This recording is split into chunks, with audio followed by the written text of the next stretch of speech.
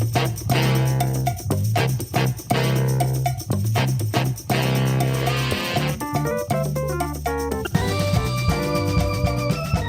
everybody, this is Mickey G. Well, in this session, Rodney and I get into some deep discussions on things like religion, commercialization of society, history. All we needed was some incense and some dashikis, and we'd be back in the 70s. Well, we hope you enjoyed this edition of Old Fools Talking Old School. When you logically think about it. And, but yeah, they ain't, I just look at it, to me, it's like, the wrath is coming down because of all the lies, Einstein and all who they revere and say that were brilliant, who was autistic and had all kinds of problems going on with him. Well, we know now in today's society, autistic children usually excel in one or two things that they're excellent in. They try to make his whole life look like it was about truth telling and doing the right thing. You're doing the right thing, but you're on slaves. That's whitewash. So I try not to think about it too much because it pisses me off, and how many people believe. They sit on here and talk about, well, all men are created equal, and the forefathers saw and da-da-da. Yeah, we weren't considered human.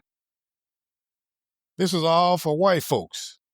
We wasn't included in that. If you look at things the way they work around here now, it ain't including us. And then they get mad when we do our own thing. Like, why does there have to be a black music award? Because hell, y'all wasn't going to recognize it. Well, I think a lot of that goes back just to the commercialization of our society. Mm-hmm.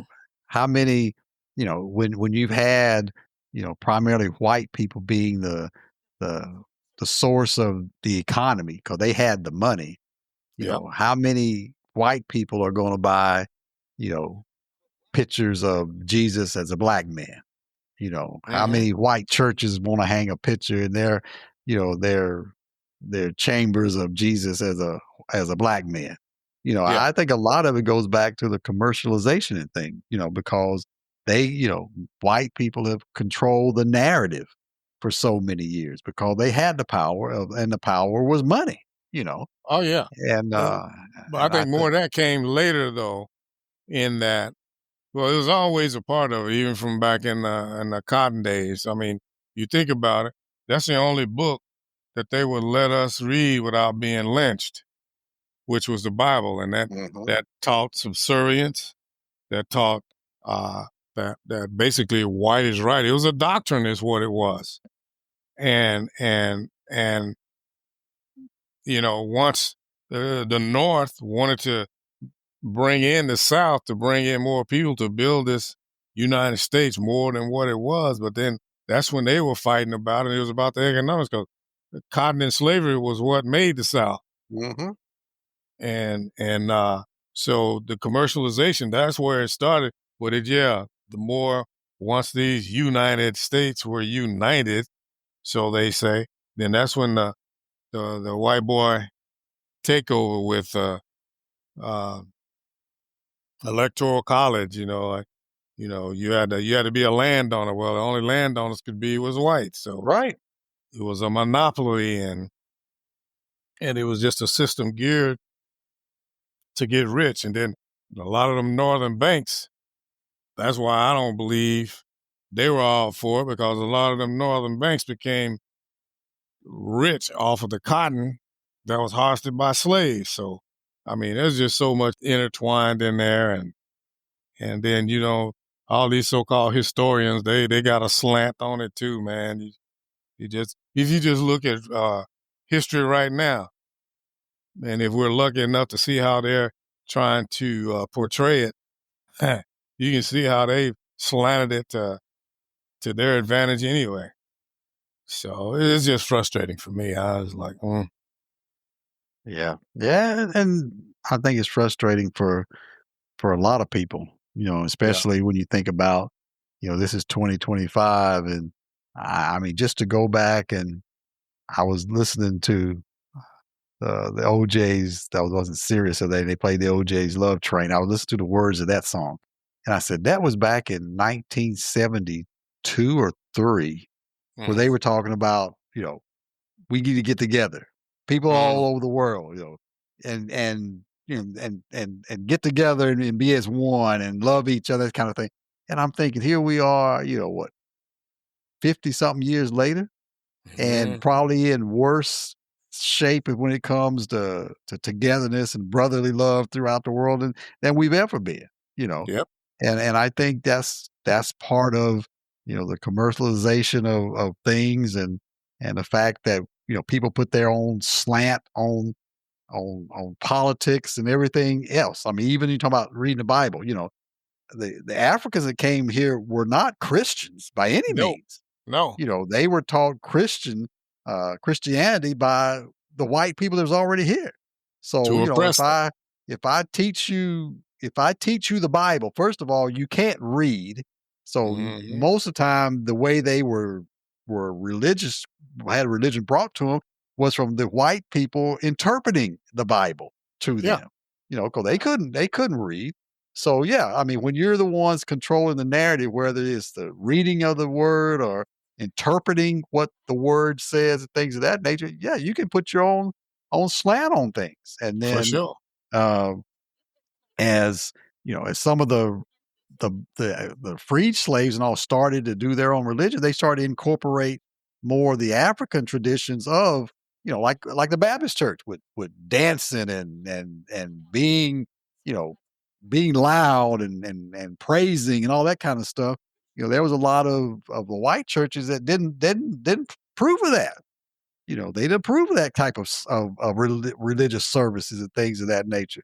So yeah, Still I mean, don't. they still don't. So yeah, they when you can control the narrative and those kind of things, that's the kind of stuff you run into. And when people start to expose you for that, and I don't want to get into the religion thing, but to me, that's one of the the, the main issues of that whole narrative thing has been religion.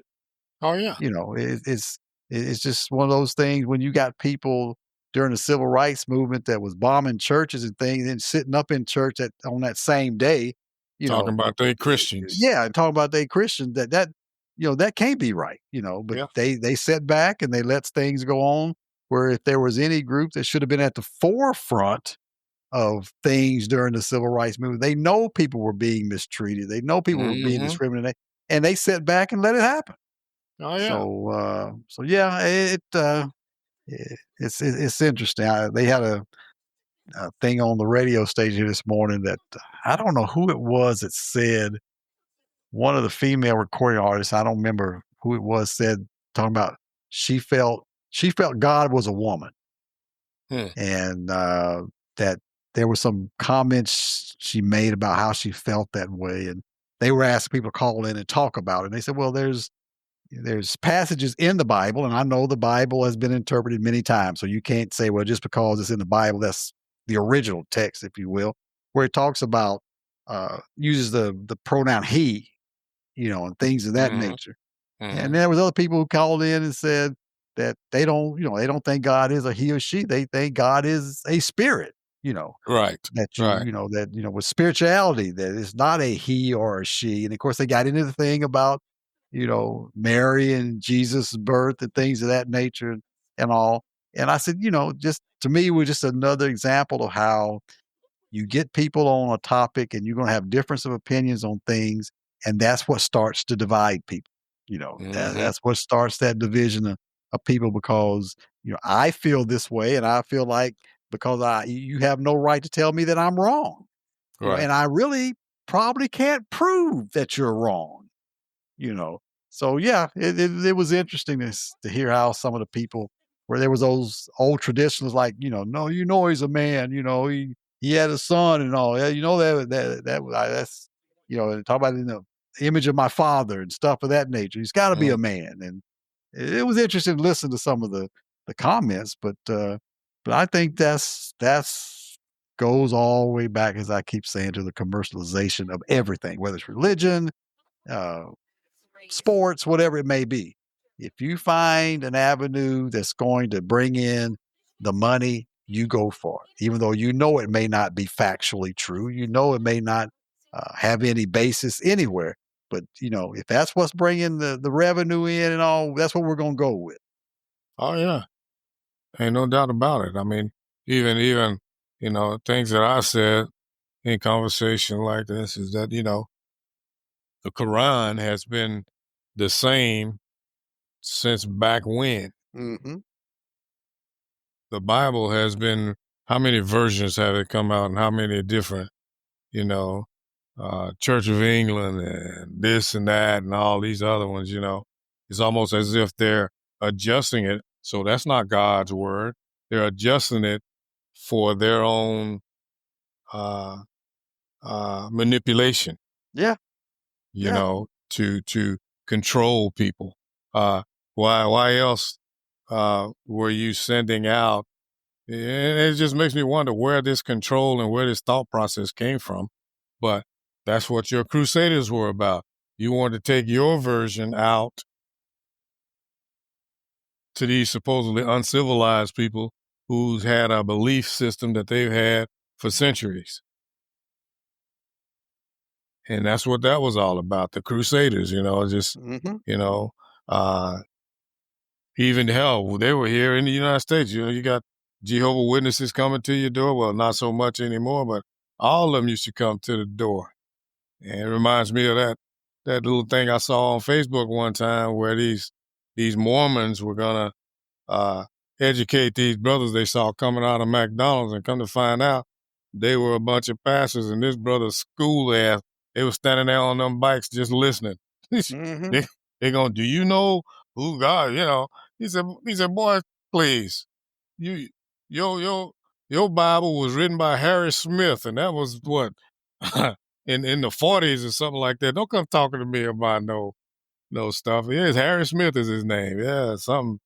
And man, he had them boys so tied up. This brother knew his stuff, you know. But he was quoting from the Bible too, though.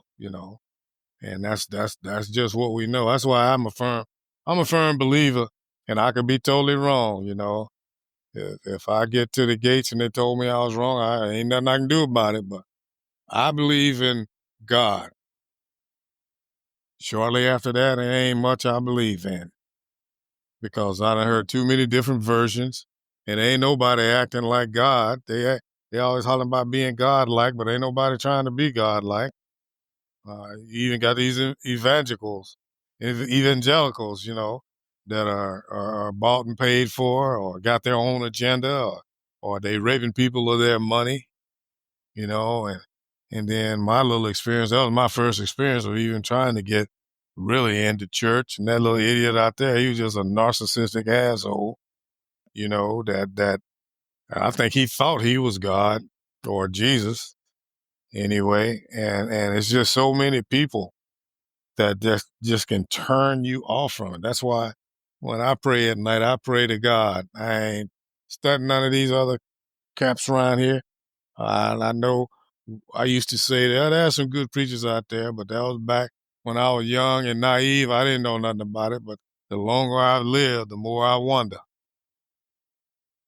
who's there. And that's, all the stuff that they've always said too about uh, that the Lord gave us a free will and a mind to think of our own. And I think that's what's going to get you into heaven or paradise or wherever, is your personal relationship with him. Because can't nobody else get you into heaven. And a lot of these preachers starting to think that they can. Yeah. So, And I think that's just the proliferation of man that's caused these issues once again. Because mhm, I think it's so confusing now. Of you talk about getting into heaven. Well, what is the road to get in? I mean, right.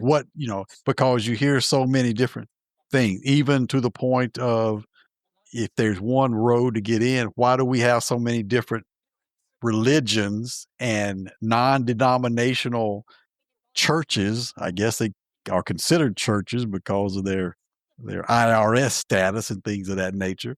Mhm. Why do we have so many? If there's a sort of a single road to heaven, why do we have so many different philosophies on what that is and who should you believe? Because right now we're depending on a man Yeah. or in some places women to tell us what the things to do to get to heaven. Right. You know, Who are and flawed and sinners themselves. yeah, yeah, You know. and the Bible says we sin 70 times 7. So we are a sinning people. So Mhm. if we're sinning that much, and to get into heaven, you have to be sin free. How do you do that when we are a sinful people? Right. I don't know. I mean, do you do you try to time it somewhere? You sort of repent, if you will, and be baptized, and then sort of, hey, I die the next minute. I mean, how do you do that if you are a All right. sinful people? So, Right. it's to me is a very confusing and difficult thing to talk about. Um, and I don't know. I don't have the answers. I'm not a Bible scholar. Even the ones who call themselves scholars have different perspectives. Just like the gentleman you was talking about the different groups and ethnic groups in Israel and Africa and things of that nature. Mhm. Yeah, Mhm. it's a very hard thing to do, and I've even seen it with the Church of Christ, which is one of the most conservative uh, Protestant religions there are. They're having issues now because as the newer generations are coming along, they're wanting to do things that the old heads would have said, "Oh no, you can't do that." They're Mhm. having women be a little bit more involved in some of the activities at church. There's all these women day activities where women will pray at these activities and things, and you know, the one of the reasons behind that is I've been told is, well, that's not a church activity. Well, you're having it at church. You're doing it in the building. I mean, how can you separate the two if you're saying this is not a church wide activity? There's some churches of Christ who have singing groups, like a choir. The Church of Right. Christ never had choirs before, but they Right. now have singing groups that will, sort of perform during the services and things of that nature. So yeah, I mean, things change, and Mhm. I just, as I say, I often said it's a very confusing proposition. Uh, yeah, But I don't. just like Reggie White said, he fell out with the churches here in the United States because you ain't teaching right. You lying to the people. Once he started, I was reading a deal where they said he has really become proficient in uh, the language that the original Bible Hmm. was brought in, and they said I saw the guy who was teaching him that, and said that he really picked it up fast and was learning, and that's when he started having problems. That's why he stopped speaking at the revivals and stuff all around. He said, y'all not telling these people the truth. You know, you're, and that's where when, like you say, the commercialization of it came in, because all they want to do is these preachers, they want to draw a crowd for more money. And he said, but you're not preaching the gospel, and so that's why he kind of fell out with the churches, because he started telling them that, and I honestly believe it, and it's a newer version of carpetbagging, man. How you can sell these people. I mean, they use the church to have talking about this healing and stuff. You know, anybody gonna hear you, it's gonna be the Lord, and it ain't gonna be in no tent with 500 people looking on. Yeah, yeah. I think that's exactly what happened. I'm sure you saw that video of Marvin Winans at that church with the when they were doing the offering, and he had one line for people giving, what was it, $2,000, and another line for people. And that one lady came up there and said, "I've got what you say 900." He said, "No, no, no, you misunderstood. This is a $1,200 line. Oh It ain't the Lord. $500 line. You need to get out of this line and go back, because if you ain't got $1,200, you can't get in this line." And Yeah. I'm thinking, what kind of mess is that? You know, and Mhm. it just, to me, it just shows me where, you know, why is religion, people calling themselves Christians and all, as they say, the people calling themselves Christian has increased. The people going to church has decreased. I don't see how that can happen. Right. But in the United States at least, and I'm like, well, that's a lot of the reason. People are just so confused on things when you see stuff like, well, if I don't give a certain amount of money, basically you're almost telling me I ain't going to heaven because Right. I ain't giving enough money to the church, kind of thing. Yeah, Yeah. it just turns people off. Well, it does. And then you got all these people walking around talking about I'm blessed, and walk down the street and they down there cussing somebody out. Hmm. It's just a good thing to say to make people believe that you're a certain way instead of really trying to walk the walk and talk the talk. Uh, you know, you see these women out there talking about how blessed and highly favored and this and that, and I need a Christian man and all that, while half our ass and titties are out. You ain't practicing what you preaching. Mm-mm. So it's a joke. It's just like them ghetto millionaires, boy. Oh, he got a nice car. They ain't got a pot to piss in and a window to throw it out of. He's still at mama house. Mm-hmm. Mm-hmm. You know, babies all over the neighborhood. You know, I'm like, man, we so fake. Yeah. And pretending instead of being honest with who you are. And you think if you believe in the higher power, you think he condones that. I I I do stuff I dang sure ain't perfect. That's for dang sure. But when I know I'm doing something or I get ready to do something, I'm thinking about how is this really looking? How is this looking in the eyes of God? You know, because I've lived long enough to know when you think you're getting away with something, it's gonna come back and bite you in Yeah. the Oh yeah. Yeah. ass. Yeah. Very much so. Yeah, so I'm like, nah, man, that's what got me do the right thing.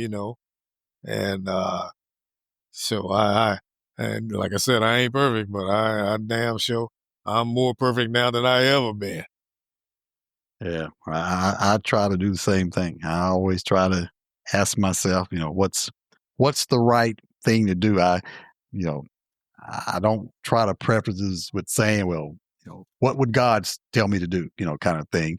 Right. If he would talk to me, he said, you old enough to know what the right thing is, I ain't got to tell you that. You old enough to know. Yeah. Yeah.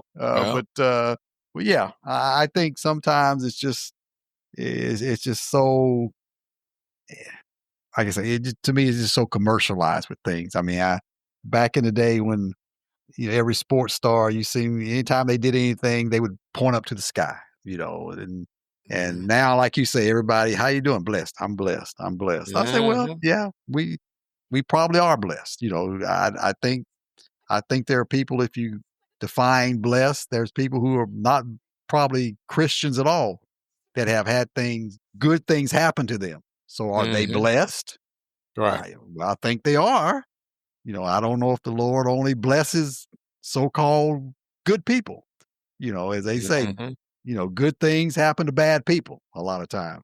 Oh So, yeah. so I don't know. Like I say, I, uh, I I ain't got enough smarts to debate those kind of things. I guess I go more on what I see as a lay person, because I know I don't have the smarts and expertise to debate, Bible passages and things of that nature. But I just think we've gotten to the point to where we've, sort of bastardized religion to the point that Oh yeah. I don't think the Lord is very happy with most of us.